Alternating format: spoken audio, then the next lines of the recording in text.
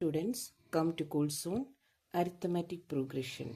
If 2x, x plus 10, 3x plus 2 are in AP, find the value of x.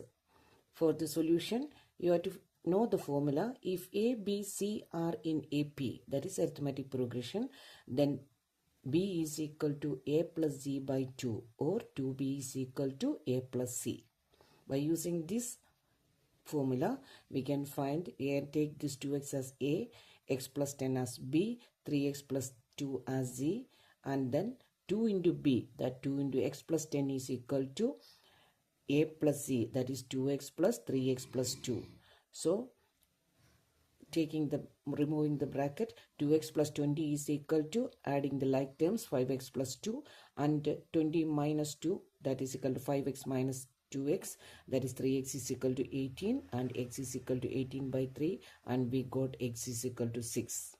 Next question, determine the value of k so that k square plus 4k plus x, 2k square plus 3k plus 6, 3k square plus 4k plus k are consecutive terms of the AP.